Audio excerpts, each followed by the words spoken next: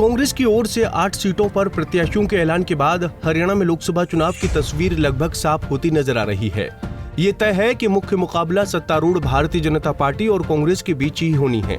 दोनों दलों के उम्मीदवारों की सूची को देखकर स्पष्ट है कि जातीय समीकरण को पूरी तरह से ध्यान में रखकर टिकटों का वितरण किया गया है। सूची में प्रदेश की सभी प्रभावशाली जातियों को उचित हिस्सेदारी देने की कोशिश की गई है। इस मामले में अब तक कमोबेश दोनों पार्टियां एक ही लाइन पर नजर आ रही हैं। बात करें बीजेपी की तो बीजेपी ने जाट 2, ब्राह्मण 2, ओबीसी 2, दलित 2, पंजाबी 1, वैश्य 1 को टिकट दिया है।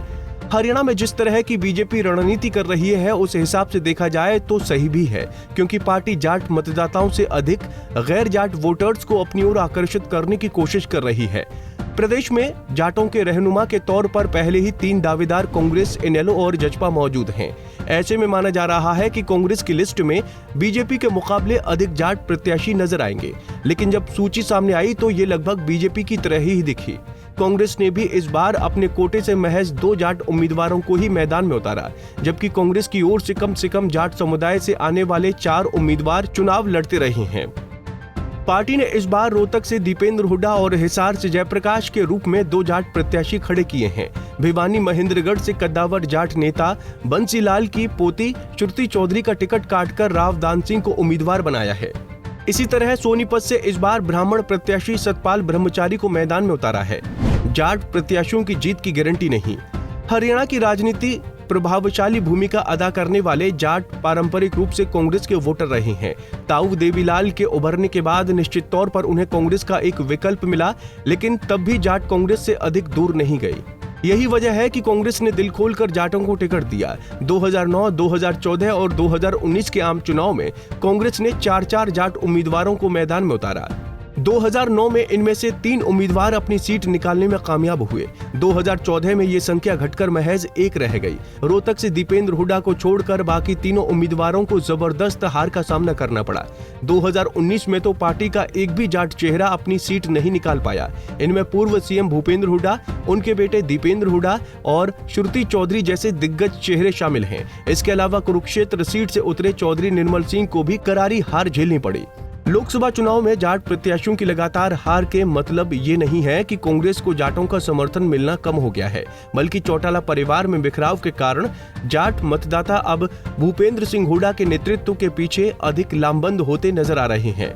दरअसल बीजेपी ने जिस अंदाज में हरियाणा में गैर जाट वोटर्स को अपनी ओर आकर्षित करने की आक्रामक नीति अपनाई है, उसने कांग्रेस को अपना ट्रैक बदलने को मजबूर कर दिया है। कांग्रेस नहीं चाहती कि उसे जाटों की पार्टी के तौर पर देखा जाए। यही वजह है कि पिछले 3 आम चुनाव के परिणामों से सीख लेते हुए इस बार जाट बहुल सीटों पर भी गैर जाट उम्मीदवारों पर दाव खेला है। कितना है जाटों का प्रभाव? साल 1966 में एक नए राज्य के रूप में अस्तित्व में आने के बाद से हरियाणा की राजनीति जाट नेताओं के इर्द गिर्द ही घूमती रही है।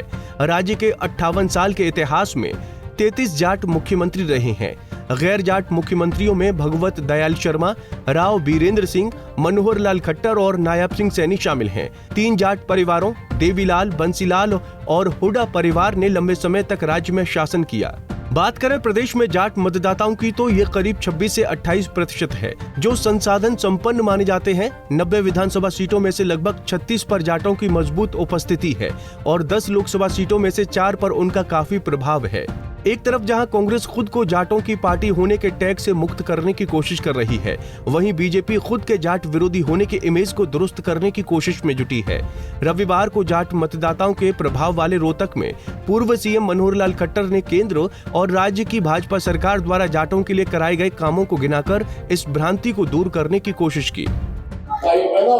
जाति की बात करते हैं तो छोटूराम जी की मूर्ति छापला 65 फुट ऊंची अगर वो लगाई है तो मोदी जी ने आके लगाई है, वो तुझे लगा सके कभी? लगा पाए क्या? लगा पाए क्या? धन्ना भगत की, धन्ना जाट की जन्म की शताब्दी मनाने का काम ये अगर किया है तो मनोहर लाल ने कराया है। वो सब भूल गए धन्ना जाट की, तो उनके महापुरुष हुए। हमने हर समाज के लोगों पे और ऐसी जन्म शताब्दियां मनाई, चाहे वो सिखों की हो, चाहे वो ब्राह्मणों की हो, चाहे वो हमारे अनुसूचित जाति वर्ग के लोग के हों, पिछड़ा वर्ग के लोगों की हों, सबकी जयंतियां ये हम मनाते हैं, क्योंकि सब समाजों के प्रति समान आदर है। हम किसी को दूर छोड़ के नहीं करते। लेकिन इन्होंने जिस प्रकार के घिनौने खेल खेले हैं उसमें से मैं कह सकता हूं कि आज भी हमारे मन में नरेंद्र मोदी जी के मन में हर समाज के प्रति एक आदर का भाव है। अगर ये आदर का भाव नहीं होता तो क्या चौधरी चरण सिंह जी को भारत रत्न दे पाते? क्या दे पाते? नहीं दे पाते। क्या आज हमारे उपराष्ट्रपति जगदीप धनखड़ जी हैं, अगर जातियों के साथ कोई विरोध होता तो वो उपराष्ट्रपति क्यों बनते?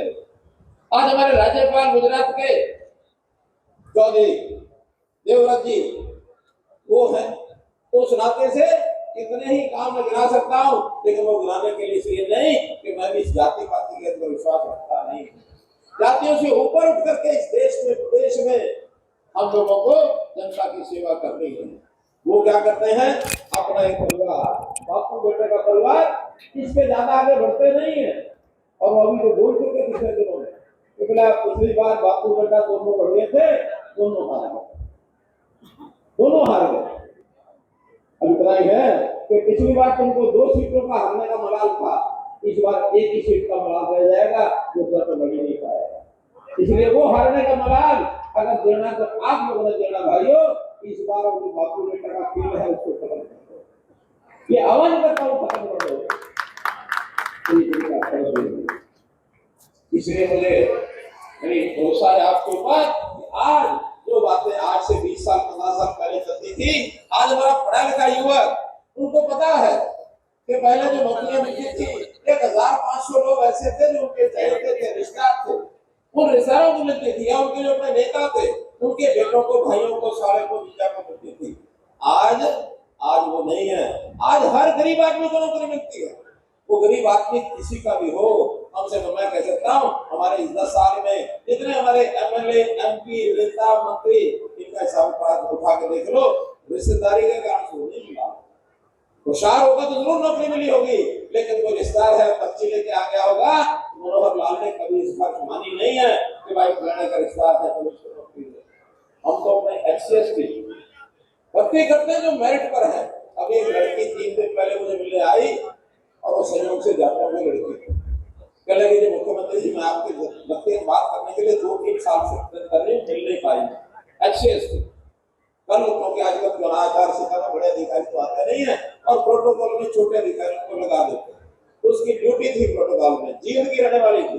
कल 2016 में जिस दिन मेरा इंटरव्यू हुआ उसी दिन मैं एचसीएस बन गई और मुझे पहले तो भरोसा ही नहीं हुआ कि शायद कोई लिस्ट है, ये फेक लिस्ट ना हो गई। जब उसको शाम तक तसल्ली की कि असली रिजल्ट है तो वो लड़की जींद घर पहुंचने से पहले उसका रिजल्ट आ चुका। भाई बहनों, ये सारे काले कारनामे जो लोग करते थे हमने सब खत्म किए। हमने कृषि का बजट बढ़ाया। बता दें कि एक आंकड़े के मुताबिक 2019 के आम चुनाव में बीजेपी को करीब 42 और कांग्रेस को करीब 40% जाटों के वोट मिले थे। ऐसे में इस बार आम चुनाव में जाट मतदाताओं का रुख क्या रहता है, ये देखने वाली बात होगी, क्योंकि दोनों ही पार्टियों ने इस बार जाट दबदबे वाली सीटों पर भी गैर जाट कैंडिडेट्स को मैदान में उतारा है। आपका इस पर क्या कुछ कहना है, कमेंट करके जरूर बताएं। पंजाब केसरी टीवी के लिए कृष्णा चौधरी की रिपोर्ट। हमसे जुड़े रहने के लिए हमारे YouTube चैनल को सब्सक्राइब करें और नई वीडियो की नोटिफिकेशन के लिए बेल आइकॉन को दबाएं।